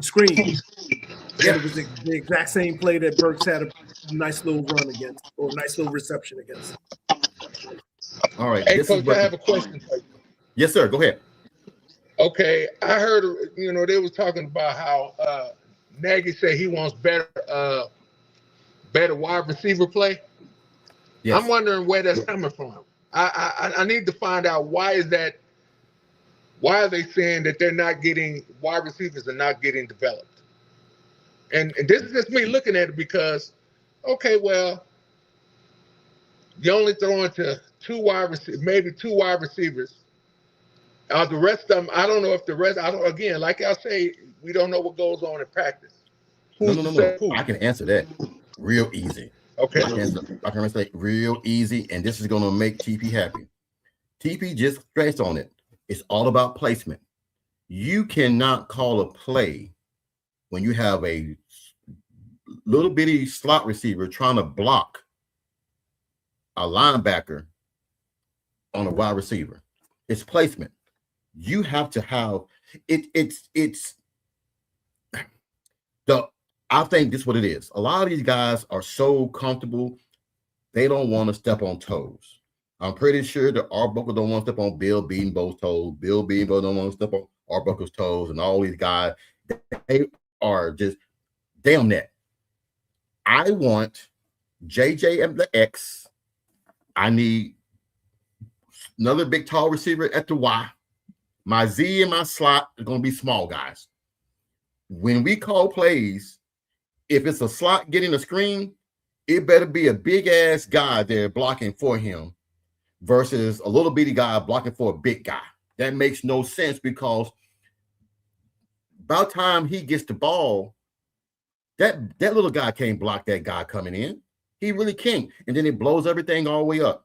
So the wide receivers, what he's saying about wide receivers is this. This is a ploy to get bigger and faster receivers to Oklahoma. This is a ploy to get Cam to come to Oklahoma. We need to develop our wide receivers. That is a good way to say, oh, well, I can go to Oklahoma if they're looking for wide receivers. That is a guy that is out there lobbying for wide receivers to come to Oklahoma. Yes, so I thought Nagy's comment was directed at the wide receivers coach because he wanted to know. That's what I thought. Because he wanted to know what he had in the youth on the team and why they're not playing. That's what I exactly. thought. That's my what point. I put the comment as. And it can lead others to think, oh, I got a shot to go play over there. Yeah, it's a ploy. I did the same thing. Trust me, I would always say the same thing. If I'm in a press conference, that is my shot to let players know I am open for players to come my way. I need running backs. We don't have, and even though I got some good running backs, I need running backs. I need running backs that can hit the hole and not tiptoe in the damn hole. I need wide receivers that's going to block. It is your way to get guys to come to Oklahoma. It's free publicity. And I'm going to let you guys know. So here's the thing. Just because there's a 5-star out there, don't mean we need a 5-star. I want a dog that's a 2 or 3-star that wants to earn it. A lot of these 5-stars are prima donnas. I want a dog that's out there that give me the damn ball, coach. Give me the ball. Them are the kind of guys I want. Now, they're out there, but man, look, I'm telling you, it's hard out here, man, right now because players know I'm gonna get paid. It's about I'm gonna go where the money is. So it's not about I'm gonna go and be a dog and ball out, I'm gonna go to where the money is. And sometimes going where the money is may not be the best sloop for you, but at least you're getting paid. At least you're getting paid. Right. Right. But if you don't go there and ball out, pun intended, what's the damn money? All that hype for what? Get it, man, all that damn money to come here and hold the balls on the sideline. Throw them back in. They come onto the sideline. Throw them back in. This is what Nagy is saying. We got to get away from this. I'm just old school, man. I would feel bad if I didn't earn something and it was just given to me. Now don't get me wrong. I'd take it, but it wouldn't mean that much to me if I didn't earn it. Yes, sir, TP. He specifically earned the money that he got. His first, not this past season at OU, and not the previous year at Cal, but the year before that, because he really balled out the year before that. Then last year at Cal, he got hurt early in the year, and his numbers fell off a little bit, but the potential was there. We just never saw it on the field. You know, guys, we like the dog. I just find it hard to believe that a guy under Nagy, because you know Nagy is connected to this NFL system. Nagy's connected. If you're gonna go take the money from OU and then just put two middle fingers up, you're only hurting your chance to be on the next level. So I don't believe that was the case. I don't know because I wasn't there on the sidelines. If it is the case, then that's very short-sighted on the young man's part, because he's just knocking his legs off to get to the next level, which is the NFL. Whereas if it's something else, then it's something else. But you know, that's my soapbox against Ott. I just don't like saying anything bad about Ott. Hey, it is what it is. But Chavez, this is a good comment. I watched that thing over and over and over again. This is what I teach my receivers, and this is a quick way for you to get popcorn and come on the sideline and sit with me the whole ball game. If the ball is anywhere near you and you want to try to catch it in stride and you drop it, you're on the sideline with me. If the ball is anywhere near you, you catch the damn ball. He should have caught that ball because he was trying to catch it in stride. That's why he didn't catch it. The ball was catchable, period. You watch that play over and over again, it is by his kneecaps. You can just catch the ball, but he want to catch it in stride. Watch it if you feel like it. Now, to my point on that play, yes, he should have caught the ball. Yes. And excuses are a bridge to nowhere. But I'm going to give you a couple of them. True. I'm going to give you a couple of them. True. He just ran a wheel route, scramble, and he breaks across the field. Now, he ran 20, 30 yards downfield on a bad knee. Mm-hmm. Yes, 100%. He should have caught the ball. I'm just saying in my mind. Should have had fucking Blaylock in the damn ball game if you're going to run that play. He ran the wheel route. That's where I was going. I'm thinking if you have a guy run on a bad leg, that's placement. That's placement. That's my whole thing. He should have been in the position sideline. They call. He shouldn't have been in the position to drop it. Is my. They call XZ drag across the field. Put Blaylock in. Why? I mean, it was a wheel route. When has X-Rob ever ran that type of play? I'd like to know. I don't know. That's the first time I've ever seen him run across that field like that. I mean, I understand he should have caught the ball. That was not for him. That should have been thrown to him. He should have. Matias should have just ran the daggone ball and get the 3 yards, and then we'll work on whatever come up next. Will come up next. So to that point, yes, I believe Matias should have ran the ball. Yes, I believe since it was thrown, X-Rob should have caught it. Again, X-Rob should have been in the position because we ran a wheel route. And then on the scramble drill, he breaks it off like you're supposed to and breaks across the field, showing his face, and the guy throws it to him. And I don't know, maybe there was, I don't know, but I would have preferred to have somebody else in there that's not as banged up in the wheel in the legs department. I would have preferred that. I would have really preferred that he ran, because if it was man coverage, if he ran, he probably would have ran for 15, 20 yards, probably. But definitely for 3, because all we needed was 3.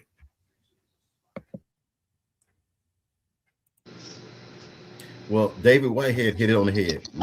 We don't have the right weapons for this offense. I think we do. I just think that we got to look at placement. We got to look at placement. We got to look at there's an analytics guy that is always there looking at who does what. We always do measurements and measurables and intangibles about X, Y, and Z and all this stuff. You mean tell me there's not a guy that's on the sideline that says who runs a better post, who runs a better post corner, who runs a better drag? That's the guy that you would want to have in if you're going to do that. But we're jumping all over the place about who we should have in. My thing is this: when we run, use your running backs. When we run, use your running backs, because if they get in the groove, if they get in, because the offensive line don't know when you're going to run. But if you call a run play, they know you're going to do a run, so they're going to run block. But if it's a pass and then it develops into a run, they're in pass block. So it's a hell of a lot different to try to run in a pass block than it is a run block. If you're in a pass block trying to run, they're not going downhill. They're not going downhill to block. They are holding blocks. And when you run, the defensive guys just coming off the damn block and tackling Mateer. So we need to develop, are we going to run? Are we going to pass? Are we going to shift? Are we going to do what? These are things that I think next year we're going to get answered. That's all. I can even say, even when I hate to say it, even when Lincoln Riley was there running the offense, and when he was running the ball, it seemed like him and Bill Bedenbaugh was on the same page as far as running the ball. I don't know what kind of chemistry him and Bill Bedenbaugh have. I don't know. I mean, like you said, I'm hoping we can get to that point. I mean, because I guess I have no choice but to wait. I mean, and even like I sent y'all that little video with the quarterback sniper, the guy who works on mechanics.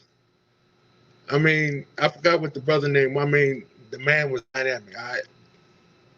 I don't know. I know that's not going to happen, but I mean, 17-14. 17-14. All right. I just have to take it like it is. No, man, you good, man. You good. We're gonna come on here again Sunday. I'm about to get off here because it is New Year's Eve, and I'm hoping that everybody is being responsible tonight. Hint, TP. Hint, TP. He's at home, coach. He's at home, coach. He can do it at home. I guess somebody in the background fixing something. You know, I know this Miss Lisa back there doing something. Yeah, I don't drink. Come on. I don't drink. I know. Oh, okay. I'm just playing, man. I see that fixing something. I'm at work, so when I get home, me and the wife will probably do a little celebrating. You know, she came home from church, so we'll probably do something. Well, I'm gonna go ahead and put it out there. I told TP a few weeks ago and everything, and it finally came to fruition today.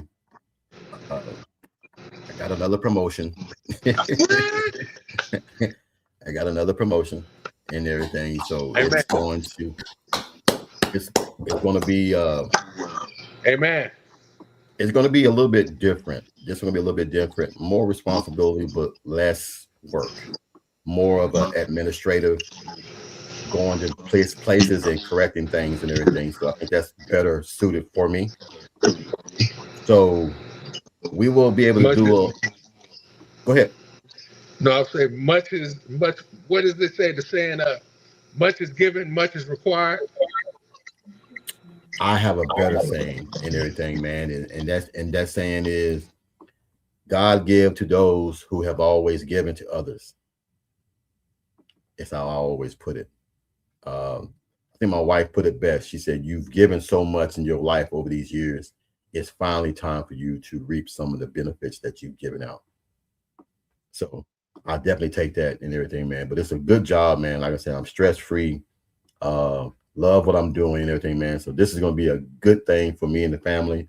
So I'm enjoying it, man. Amy said, don't you get tired of getting up early in the morning? No. when they pay you what you want to get paid, you don't mind getting up early. Man, look, I get up at 5:30 between 5 and 5:30 every morning, and I go to bed at 12:30 at night. So, man, I can't do that. I just can't do that. I can't. I'm an old man. I can't sleep. I can't. You know what? I can't sleep past 6:30. I can't, because if I lay in bed, my back will start hurting. I got to get up. And TP, this guy, boy, he don't have to do nothing. He just lay in the bed and collect all his check. Man, you all right with me, TP? I'm on vacation until 11:59 and 59 seconds Eastern Standard Time. Then I'm Man, retired. you retired, man. Stop. You retired, man. I'm on vacation for another hour and 46 minutes. I'm on vacation for another hour and 46 minutes. Look, well, I told my wife if I retire from here, I'm gonna go work at Buc-ee's and get all the free stuff. Yeah, man, I'm trying to do it, man. Go to work at Buc-ee's. Be lazy. Well, I want to tell you, I want to thank you guys, man. Like I said, this year, man, it's been a gracious year for me. And a lot of that, man, has come from you guys, man, keeping me grounded, keeping this channel going. But there's times, man, I ain't gonna sit here and lie to you. There's times that I didn't want to go on, that I go on, and then you make this stuff so easy for me and everything, and all the people that come in and chime in and comment. I mean, every comment that you guys put on here, man, I try to put it on the screen because it means so much, man, to know that you took the time out of your day to write a comment. I want everything to keep it the way it is. Excuse me. The sponsorship that we were talking about, it didn't work out. The numbers didn't work out. I don't like giving up. I don't like people to dictate who I can have on my show. And they were trying to dictate who could come on, who could not come on, and this and that. And I'm not giving nobody that power to decide who can come on or who can't come on and what we're going to talk about. Oh no, you giving up your whole identity doing that. Yeah, damn, I'm not going to do that. Wait, damn, Coach, you could have cut me loose for the sponsorship, because I know they said that we can't have that TP on anymore. I know that's what they said. No. I talked about it. No, they didn't. I'm gonna tell you what it was. They didn't like Mike. What? They didn't like Mike, and they didn't like Bishop. Wow, that's crazy. And man, Bishop started this, so I'm not gonna do that to you. I don't care what money you give me. Yeah, that's crazy. That's crazy. It all it is, man, is that when people like Bishop, man, who are faith driven, and they say things, man, that are like religious, some people get scared about that. But I've never seen Bishop say anything religious about trying to get anybody to do anything. It was always something spiritual or a good thing. And I'm not going to have you change him just because for sponsorship or to have a little logo on the bottom of my damn channel. I'm not going to let that happen. And Mike, they didn't like the way he talked because he was country. And I'm like, we all country. Shit, I'm country. I'm from the country. So well, go ahead, TP. Go ahead. Oh, we not all country. I'm country. Your ass country, not me.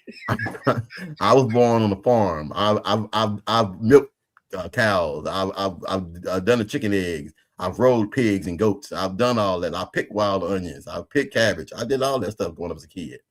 So for someone to tell me that you want me to be fake, I'm not going to do that. It's not worth it. And they wanted me to come on 3 times a week at a certain time. I'm not doing that. So it is what it is. We're gonna keep it moving the way we want to do it, how we want to do it, and let that be it. If these people that keep coming in here, chiming in, love it, I'm gonna keep doing it, man, because we have a whole season to try and picture how Oklahoma's gonna be better next year. And I love it. Don't get me wrong, I love it, man. I'm gonna come on tomorrow and try to pick some of these games tomorrow. I'm looking forward to seeing Alabama beat the hell out of Indiana. Yes. Because we can sit here and say what we want to say. I just don't think that Indiana's physical enough for Alabama. I think if Oklahoma would have won, Oklahoma would have been too physical for Indiana. I mean, it just the bracket set up very well for whoever won that ball game between Alabama and Oklahoma. I want Bama to beat the brakes off them boys up there from Indiana. Please beat the brakes off them. Please beat them by about 4 touchdowns. Please. I do too. We're seeing how Ohio State really was. You scored what? 10 points against Indiana, right? You scored 10 points against Indiana, and now you got 14 points against Miami, who some of them didn't want in. So I'm looking forward to tomorrow, man. My brother-in-law and he's coming over tomorrow. We're gonna get a 50-piece of wings and just sit here and just watch football all day. You know, I told my wife, whatever you want, order it. So she's getting beaver chicken for her and her sister, and me and my brother-in-law, we're getting wings. And we're gonna watch football game all day. I'm gonna stay in my pajamas all day. Hold on, Dwayne. Say what? Dwayne, you muted yourself. Must be nice. I'm gonna be at my other daytime thing before I can even do anything. You got 2 jobs? Hey man, you're not supposed to say that online, man. Hey, you must be Jamaican. You got like 5 jobs. No, man. Just 2. The morning and in the evening. I'm at the second one right now. Hey, those Jamaicans, but they got 5 or 6 jobs, man. I can't do that, man. Well, hey, bless your heart, man. Like I said, man, do it while you can. Yeah. Do it while you can. Make as much money as you can while you can. I'll tell anybody that. We all can't beat TP. I'm trying to tell you. Playing golf every day. Oh, that's not true. I don't play every day. I don't play every day. No, sir. Every other day, then. No. I play maybe, if I'm lucky, weather permitting, once a week. Gotcha. Okay. Well, anyway, man, you guys. Although last week I did play twice. I kind of figured you did. My wife just yelled over, "What about last week?" I did play twice last week. Thank you, Lisa. I appreciate that. Thank you, Miss Lisa. They said thank you. Put them on the spot. You need to hide your damn golf clubs. Yeah. Hide them golf clubs, and you'll be all right. Hey, I got a couple of extra sets, so See, Dwayne, all that money. Everybody ain't looking. Old stuff. That's that union for you. That's that union man for you. He got all the money. Yep. Hey, but Coach, after we get off, I got to ask you about some other stuff about that thing we were talking about earlier about the race thing, and I honestly, I really didn't want. I didn't want to get online with it because we'll talk. How about this? Call me tomorrow. I'll have plenty of time. Right now, Amy wants to get off and watch a movie. No problem. Yeah, no problem. Yes. I'm free. I didn't want to do that, and like I said, I really didn't want to go there, but I wanted to hear what you and TP had to say because I looked at it different, and I grew up in a different time. TP might be a little bit older than us. I grew up in the 80s, so I don't. But we're talking about. TP look like, hey man, what you talking about? TP, TP, I'm 56 years old. Come on now. My bad. I am older than you. I thought you was older than me. My bad. I'm 52. My bad. I'm 56. I'm 56. I'm 52. So we all in the 50 I'm club. 58. I'm 58. I'll be 59 in a couple of weeks. Congratulations. Man, you look young, man. If I get an early jump on it, I'm calling myself 59, even though it's not for a couple more weeks. That's all right, though. God is good, so you're going to be there. That's what we're shooting for. Hey, you look young, man. Yeah. Damn. Somebody said TP probably older than everybody in the chat. He was probably around when the dinosaurs was living. Damn. Damn, TP. That's cold blood. First thing, there's no such thing as dinosaurs. They never existed. Let's start with that. But I might be older than everybody in the chat. I'll go with that. Yes, indeed. Hey, man. But all right, fellas, I'll let y'all do y'all thing and let you get with your wife, Coach. Yes. Give me a call tomorrow, man. Any particular time? Anytime tomorrow, man. Like I said, we're gonna be watching the football game all day tomorrow, man. Anytime tomorrow, just give me a call. Yeah. I'll be more than happy man, to talk to you. But yeah, it's just on a few things, and it won't be long. I just wanted, I didn't want the chat nation thinking that I was some kind of racist guy or anything. We know you ain't, man. But I was trying to tell you, man. We got to be able to have the uncomfortable conversations, and people not take it for what they hear. Mm-hmm. I say things sometimes, man, to where Amy be like, "Why'd you say that?" And I'm like, "Well, Amy, they know my heart." No, they don't know your heart. People hear words. They don't know how you really feel. So sometimes I have to be careful what I say. So that's one thing that's another thing that I didn't like the sponsorship. They wanted to, I can't say keywords or key things and all that. And I want to be able to talk and say what I want to say the way I say it. That's what got us to this party. And that's what got us to do what we do. I'm not going to give it up to no one. So yes, sir, TP. To that sponsorship thing, which is a beautiful thing if you can get it. But sometimes when people give you money, all of a sudden they think they can control they're you. the boss. Yeah. So yeah. You as a man have to make that decision whether that's the best thing for you, or can you sleep with the decisions that they say that comes along with the money they offer? I wouldn't be able to sleep knowing that I kick Bishop out and Mike out for what? Gratification, and to say that I got a little logo at the bottom of my damn podcast, or it don't make no sense, man. Like I said, a lot of people just don't understand how I am about my friends. My friends are my friends. We don't just do this on podcast only. We talk offline more than we do on the podcast. Well, last thing I'm gonna say on it, Coach. That was your test. For what? That was a test for you. Oh, about the sponsorship? A bit, yeah. But them seeing if they could get you to bow. That was your test. You stood strong, and I'm proud of you. You stood strong, and I'm very proud of you. Well, man, that ain't. It might have been a test. You'd be surprised at how many people will bend over with a quickness for $2. If you say you know me like you say you know me, you would know better than to approach me that way.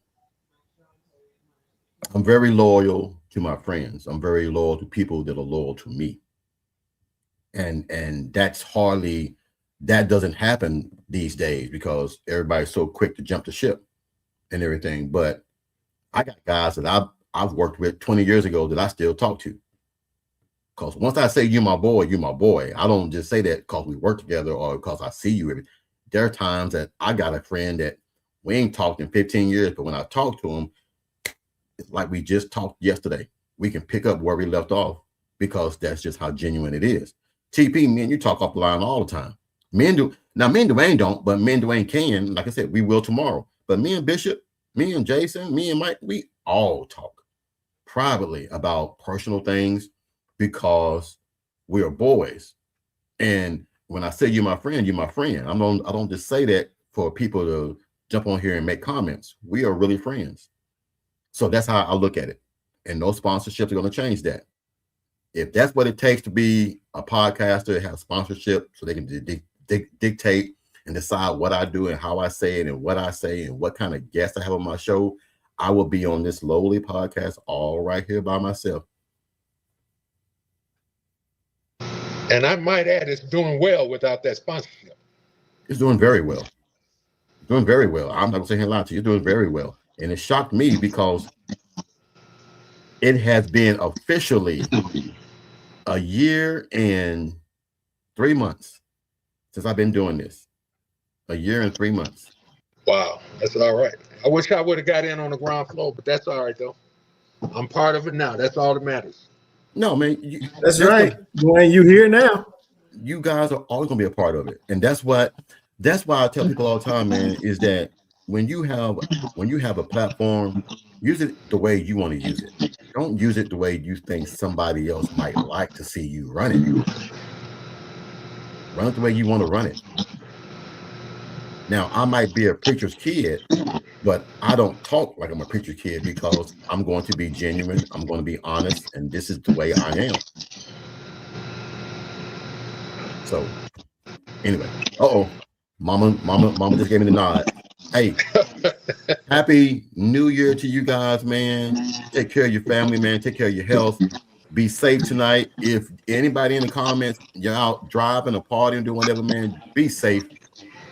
You need to get an Uber, get an Uber. You need to call somebody, Do not drive, drink and drive, man. Please don't do that. Have a safe night. Enjoy yourself. Be safe. Love you guys, man. I will talk to you guys when we're on again. Okay, you're right. All right, y'all take it easy. Have a good one. Happy New Year. Peace out. Boomer. Sooner and Dwayne, be sure and call me tomorrow, big dog. Yes, sir. All right, man. Have a good one. All right, y'all take it easy. Peace. Money making good, my money need a loan. I'm just getting money. I'm just getting money. Money making good, my money need a loan. I'm just getting money. I'm just getting money. Money making good.